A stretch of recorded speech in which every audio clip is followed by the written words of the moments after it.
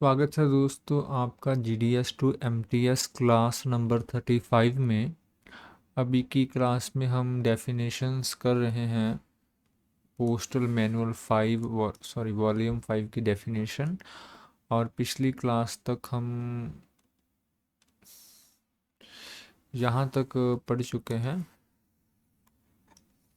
और आज हम स्टार्ट करेंगे चेक स्लिप से डेफिनेशन नंबर 25। ओके, तो जैसे हमने पिछली क्लास में पढ़ा कि आर्टिकल्स के बंडल प्रिपेयर किए जाते हैं और उसको फिर बांधा जाता है। बांधने के बाद उसके ऊपर एक स्लिप लगाई जाती है जिसमें बताया जाता है कि जो बंडल है वो किस तरह का है, बंडल की डिटेल दी जाती है।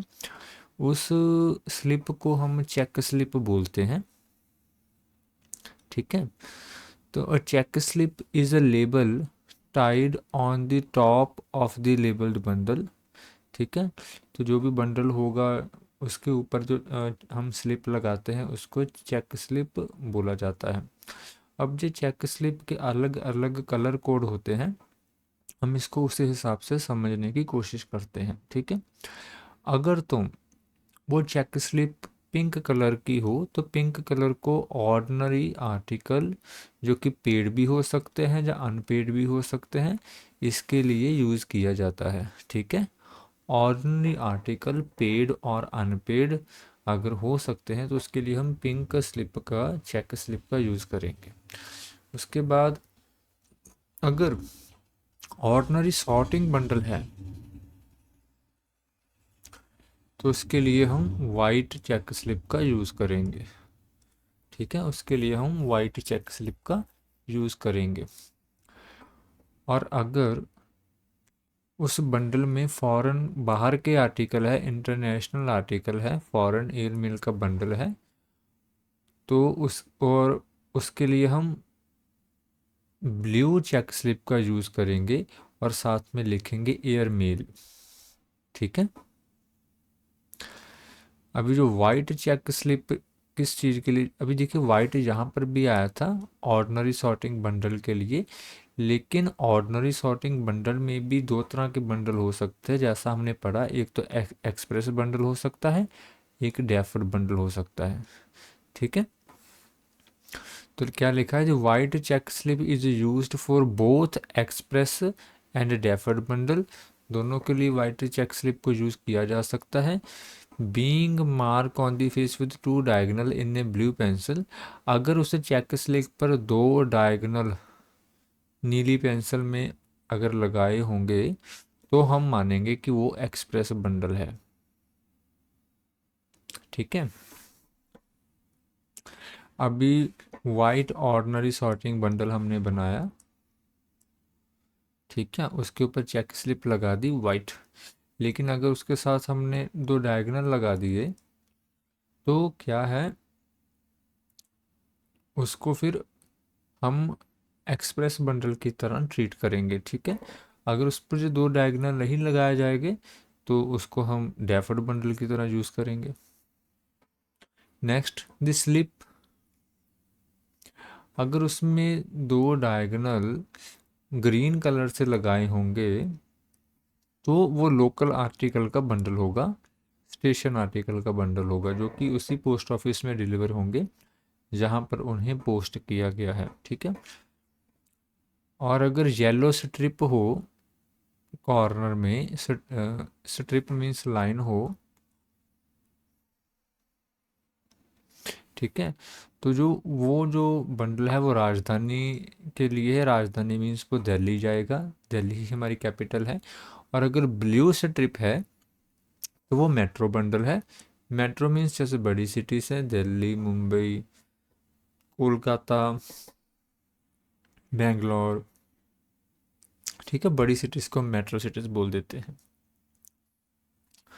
अब जो भी चेक स्लिप लगाएंगे उसके ऊपर नाम और डेट स्टैंप होगा उस ऑफिस का जिस ऑफिस में उस बंडल को प्रिपेयर किया गया है। ठीक है, उसके बाद नाम और एड्रेस होगा एंड सिग्नेचर होगा जिसने उसे प्रिपेयर किया है, उस ऑफिसर के by whom it is made up. ठीक है। अगर वो टेरिटोरियल बंडल हो, टेरिटोरियल जो दूसरे देश के लिए जाता है, तो उसके ऊपर स्टेट का नाम भी लिखा रहेगा, स्टेट मीन्स कंट्री, ठीक है, उसका नाम भी लिखा रहेगा। To which the article is bundle are address as well as, हाँ, और जहाँ पर फॉरेन कंट्री में जहाँ पर भी वो बंडल जाएगा, उस ऑफिस का नाम भी उस चेक स्लिप पर लगा हुआ रहेगा, ठीक है। अभी देखिए, ये थोड़ा सा पजलिंग तो है, लेकिन अगर आप एक दो बार पढ़ेंगे तो सारा आपको समझ आ जाएगा। मैंने इसको हाईलाइट इस तरह से किया है, कोशिश की है कि आप इसमें ज़्यादा कंफ्यूज ना हो, ठीक है। अभी जहाँ पर बताया गया है कि जब वो चेक स्लिप जो ऑफिसर बनाता है, वो अपने सिग्नेचर और साइन जब साथ में देता है, तो उसकी एक रिस्पॉन्सिबिलिटी बन जाती है, और गलती के केस में, ठीक है, means check slip are designated to fix responsibility, एक रिस्पॉन्सिबिलिटी फिक्स हो जाती है जब जो ऑफिसर है वो उसको बनाते समय साइन और अपना नाम लिखता है। For the miss sending of any article wrongly included in the label bundle, ठीक है। तो जो भी ऑफिसर इसको बना रहा है, तो वो भी नाम और साइन जैसे साथ में लिखता है, तो उसकी एक रिस्पॉन्सिबिलिटी बन जाती है अगर कोई रॉन्ग आर्टिकल उस बंडल में चला जाता है तो, ठीक है। नेक्स्ट डेफिनेशन है 25A, money order check slip. देखिए, अभी तो ईएमओ ही जाते हैं, जो कि इलेक्ट्रॉनिकली कंप्यूटर में ही जाते हैं, लेकिन पहले ऐसा नहीं था। पहले ईएमओ को, सॉरी, मनी ऑर्डर्स को फिजिकली एक जगह से दूसरी जगह भेजा जाता था, ठीक है। तो उनके भी बंडल को प्रिपेयर किया जाता था, और जो उस पर चेक स्लिप लगाई जाती थी उसको बोलते थे MO70, मनी ऑर्डर 70 फॉर्म, ठीक है। एक वाइट पेपर पर, जब बादामी रंग के पेपर पर रेड इंक की प्रिंटिंग में इस चेक स्लिप को प्रिपेयर किया जाता था, ठीक है। The number of money order, कितने उस बंडल में मनी ऑर्डर है, इसकी जानकारी भी इस चेक स्लिप के ऊपर लिख दी जाती थी, ठीक है। अभी ऐसा कोई मनी ऑर्डर फिजिकली हम एक जगह से दूसरी जगह नहीं भेजते, लेकिन पहले जब ये कंप्यूटराइज्ड सिस्टम नहीं था, तो मनी ऑर्डर्स को फिजिकली एक जगह से दूसरी जगह पर भेजा जाता था। उसके बाद डेफिनेशन है 26, मेल बैग क्या होता है। तो a mail bag is a bag containing unregistered and registered articles, ठीक है। तो मेल बैग में रजिस्टर्ड और अनरजिस्टर्ड दोनों आर्टिकल्स हो सकते हैं, जैसे कि लेटर्स हो सकते हैं, पोस्ट कार्ड हो सकते हैं, बुक एंड पैटर्न पैकेट हो सकते हैं, अनरजिस्टर्ड पार्सल भी हो सकते हैं। उसमें जो रजिस्टर्ड आर्टिकल होंगे मेल बैग में, उसको रजिस्टर्ड बैग में बंद किया जाएगा।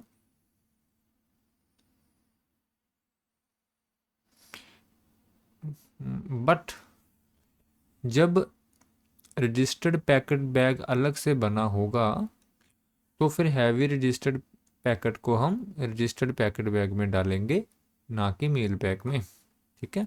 Dispatch inside the registered packet bag, not inside the mail bag, ठीक है। पहले हम जहाँ तक समझते हैं, ब्लैंक पेपर पे मैं समझाने की कोशिश करता हूँ।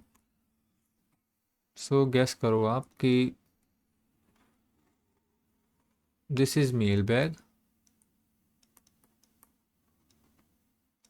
अभी इसमें रजिस्टर्ड आर्टिकल भी होंगे और अनरजिस्टर्ड आर्टिकल भी होंगे, और अनरजिस्टर्ड पार्सल भी होंगे, ठीक है।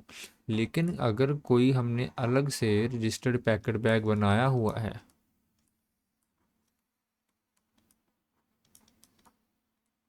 ठीक है, अगर अलग से मेल बैग से कोई अलग से रजिस्टर्ड पैकेट बैग बना हुआ है, तो जो हैवी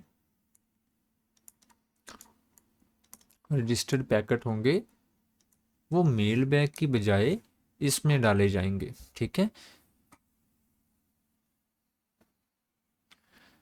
जैसे लिखा है कि but when a registered packet bag is prescribed, heavy registered packer are dispatched inside the registered packet bag, not inside the mail bag। Okay, अभी नेक्स्ट लाइन को समझते हैं कि when parcel bag are not prescribed, जब parcel bag अलग से नहीं बना होगा तो मेल बैग में पार्सल्स को भी डाला जा सकता है। ठीक है, अगर अलग से बना है तो उसमें डालेंगे, अगर नहीं बना है तो मेल बैग में भी डाल सकते हैं। अगर वो मेल बैग किसी ब्रांच ऑफिस या पोस्ट ऑफिस जो वो अपने अकाउंट ऑफिस के साथ या मेल ऑफिस के साथ या सेक्शन के साथ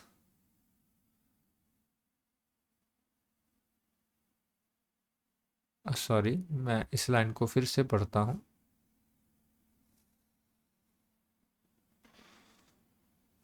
ओके, क्या लिखा है कि a mail bag exchange between branch office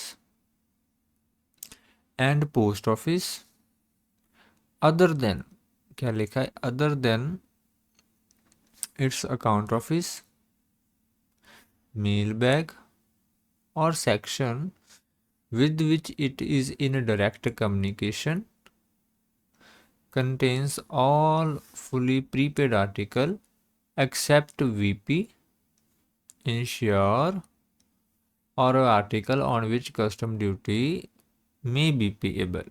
ठीक है, तो इसको भी मैं लाइन को समझाता हूँ।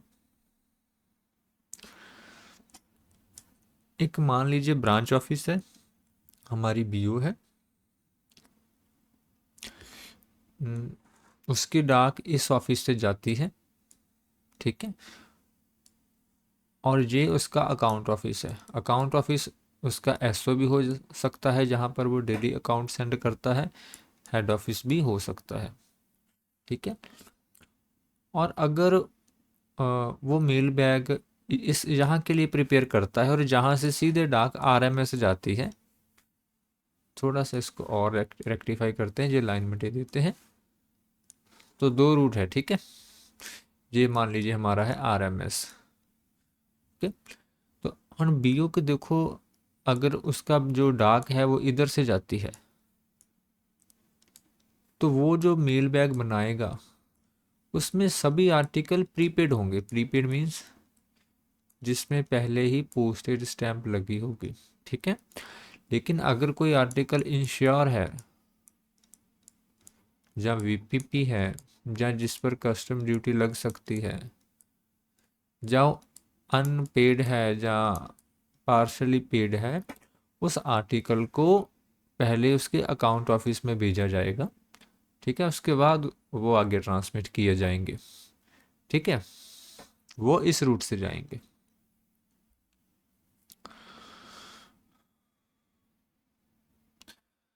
अभी लिखा है कि there are 3 kind of mail bag, 3 तरह के मेल बैग होते हैं।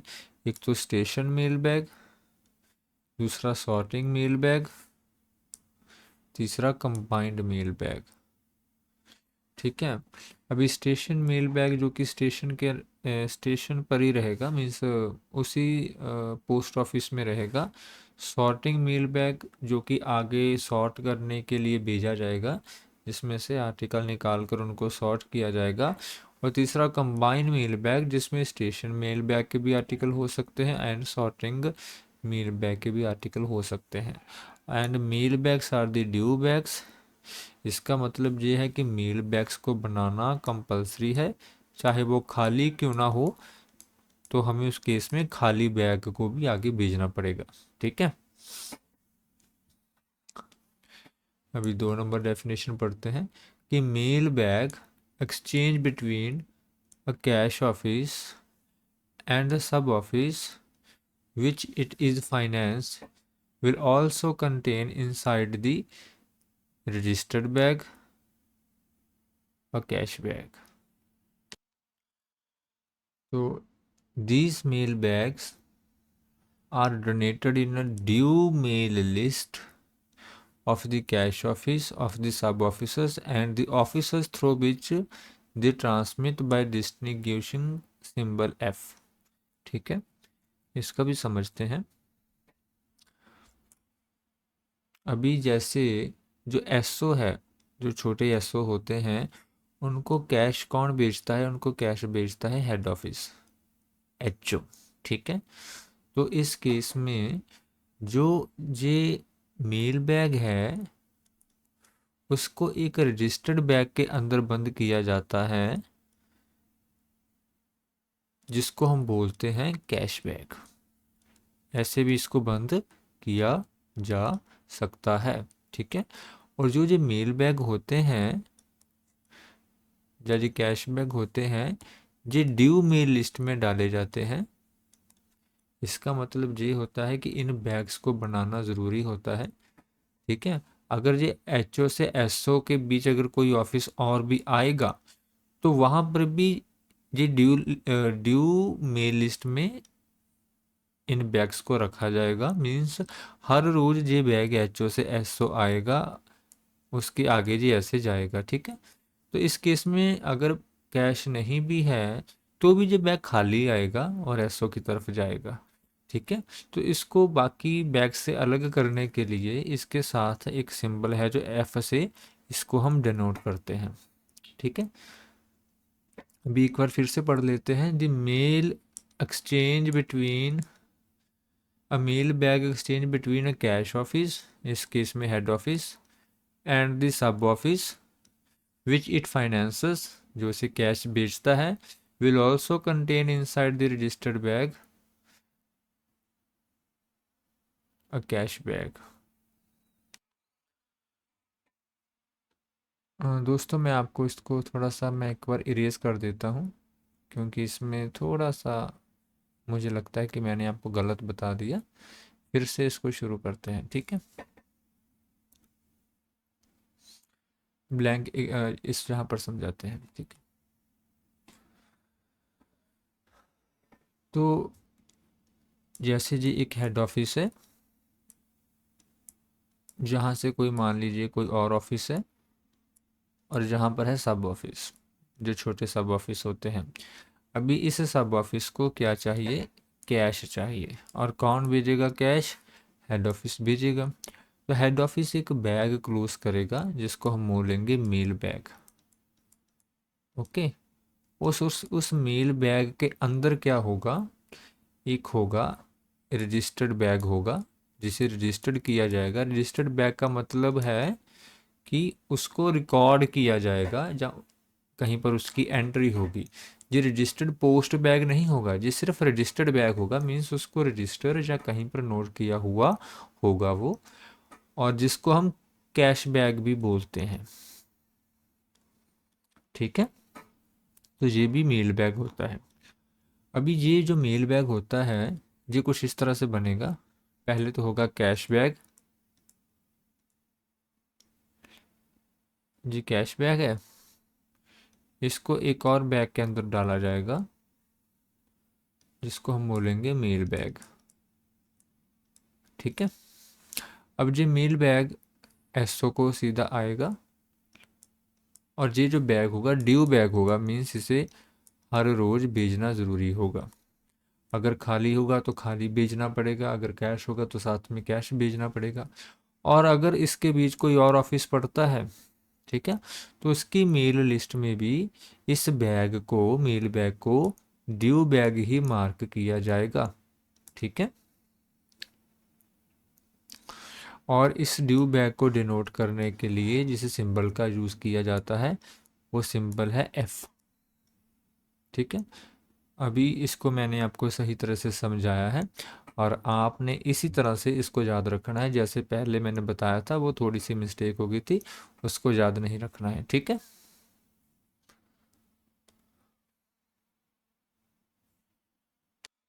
अभी इस नोट में आगे बताया गया है कि अगर हेड ऑफ अ सर्कल उसको ये लगे कि जो रजिस्टर्ड बैग है उसको मेल बैग की भेजने की बजाय बाहर भेजा जाना चाहिए, तो वो ऐसा कर सकता है। ठीक है, उस केस में जो रजिस्टर्ड बैग है मेल बैग की बजाय आउटसाइड द मेल बैग, मतलब कि उनको बाहर, मेल बैग के बाहर ही भेजा जाएगा। ठीक है, तो जो भी इस तरह के बैग हो गए, जो भी इस तरह के बैग हो गए, उनको जाहिर तौर पर सील किया होना चाहिए। सील मीन्स पहले तो जो सिबा होता था ना जूट का, उससे लेबल को बांधते थे और फिर उसके ऊपर लाख लगाकर सील लगाते थे। अभी तो वो टाइस आ गई हैं जो स्ट्रिप आ जाती है ना, एक बार लॉक हो जाती है उसके बाद खुलती नहीं। अभी तो वो यूज़ करने लगा है पोस्ट ऑफिस, तो पहले सील लगाई जाती थी उस पर। ठीक है, और जो भी अगर ऐसा कोई डिसीजन लेता है हेड ऑफ ए सर्कल, तो उसको जो उसकी रूट की लिस्ट होगी या ड्यू मेल होगी उसमें इंडिकेट किया जाएगा। ठीक है, लेकिन ये कौन डिसाइड करेगा? ये head of a circle decide करेगा कि रजिस्टर्ड बैग को मेल बैग के बाहर भेजना है या नहीं भेजना है, और जो भी बैग भेजे जाएंगे, ठीक है, उनको सील लगाना ज़रूरी होगा। और अगर कोई ऐसा अरेंजमेंट होता है तो उसको ड्यू मेल में या रूट लिस्ट में इंडिकेट किया हुआ होना चाहिए।